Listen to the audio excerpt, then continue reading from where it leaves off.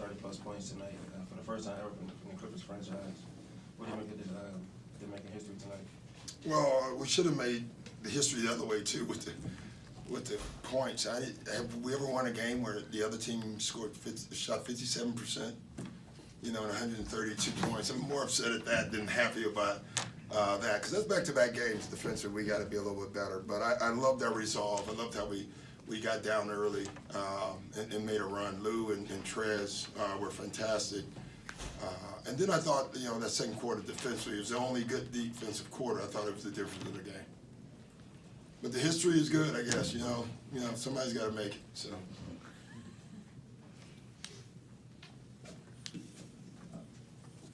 What's gone so wrong defensively the last 2 games? Don't know.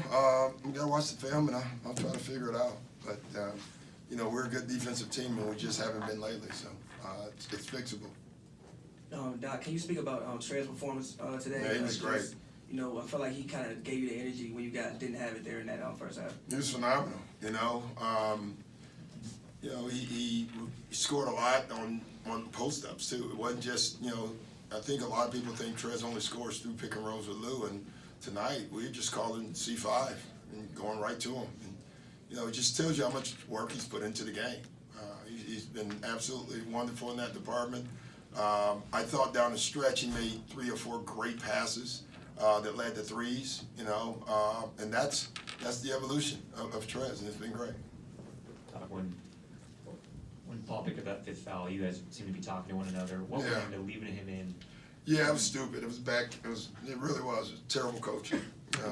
Like, you got to take him out. You know, some guys you can trust. I told him after the game, now I know who I can't trust. You know, that was a freaky play on that 6th foul. So, but that's probably why you take him out. To be honest, we had a lead, and I looked at the clock, but we had drawn up a play for him that we thought we were going to get a 3, which when you watch the action, the collision he'd have been open at least. But you know, the 5th foul is the one that created the 6th foul, and we just told him, you know, pull your hands back, and you know that's the foul that hurt us.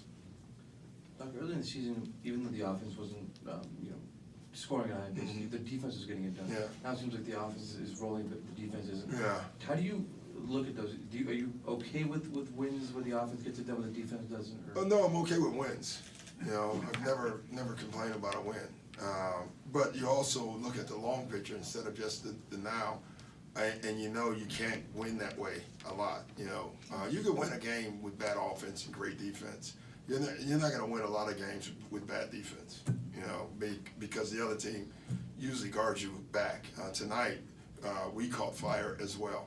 You know, 2 teams, 57%, 54%. You know, either the offense was phenomenal tonight, or both teams struggled defensively. The players will tell you the first, the coaches will tell you the second. The way it works. Doc, what did it mean to have Pat back out there? It was great. His energy, his defense, you know, his instigation. Like he instigated a attack. You know, it's just what he does. It's Pat being Pat. You know, you think about those little plays like that, it creates wins. So he was fantastic. And how about his ball handling out there? And sort of It was better. We needed that though. Like Pat's a one guy. You know, he's not a pure point guard, but he's doing his best. And overall, he's been very good for us. And he's the one guy that knows what we want to run the most. And I told him after the game, I thought he called a great game. Like, you know, he was like a catcher tonight. Like I thought every play that he called was the right play. So I was like proud of him tonight, because that's a big step for him, where he came down and he was making calls tonight. That hasn't happened. That's something we need, and that was very nice to see. You'll, I'm sure, recall the era in the NBA when teams were scoring 70, 80 points oftentimes. It was And beautiful. What do you think of tonight? You had 130 plus. It was beautiful. We won. You know, either way, I never cared about. You know, I was obviously part of the slow ball era. I mean, I was on that Knicks team that we probably changed more rules than any team in NBA history. Us and the Pistons back then. But the games are still close.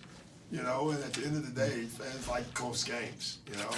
I do think the shooting and the skill is so much higher now, for whatever reason. And then the rules have changed, which allow scoring. So I don't know which one I like more. I just like good basketball. Doc, you said Pat was like a catcher tonight, and he was calling plays.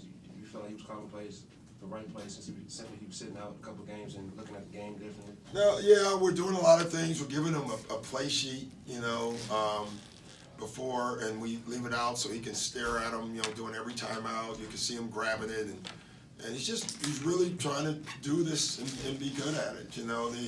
I've done it to 2 guards where I've actually given them my play sheet, and you know, it's Chris and Rondo. Other than that, I don't give anybody else that sheet because they can't handle it, you know. And you know, we're starting to slowly add things to that sheet for Pat, and he's getting better and better at it. It's been very good for him. He asked for the sheet? We told him we wanted to do it, and he loved it. So. Right over here. After the first quarter, you're down by 16. What was the discussion in the huddle after that? Guard someone. You know, let's get better defensively. Let's play harder. You know, the typical coach speak. Honestly, it wasn't anything earth-shattering except for we got into the ball and we just played harder. You know, and we played at a better pace. In reference to that coach sheet, Doc, Who won the football games today? New Orleans lost. New Orleans lost, and the Seahawks, they were doing Marshawn Lynch just scored. Lynch scored. Yeah. Wow. it. Excuse me, I just needed to know that. All right, I'm sorry. Priorities, I got it. That is a priority.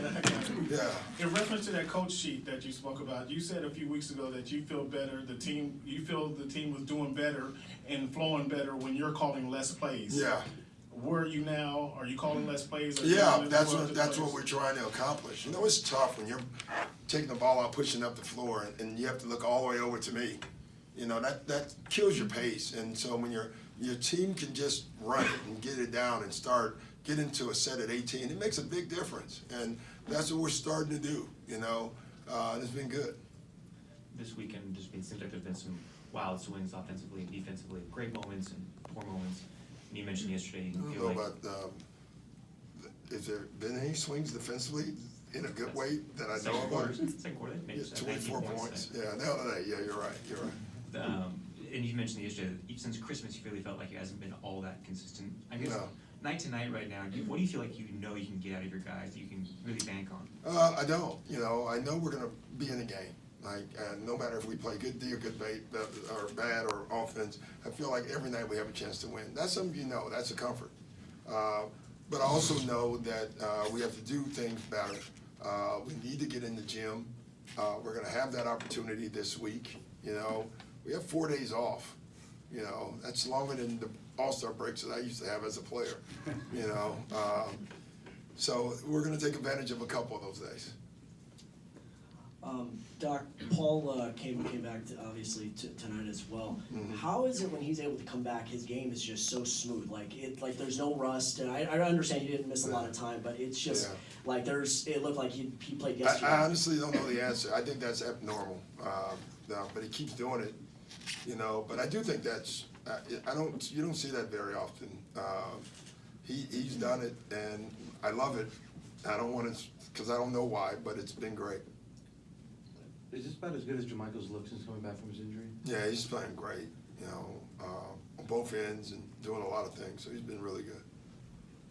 Just following up on the play sheet, why now and why Patrick? Well, Pat's a point guard, you know. No, so, but I mean, you said you've only done it with his 3. I just think it's Yeah. time for him. You know, he's been with me for a year, really, because the first year he was hurt. I think he gets me, you know, and what I see a little bit. We'll have our own discussions about that at times.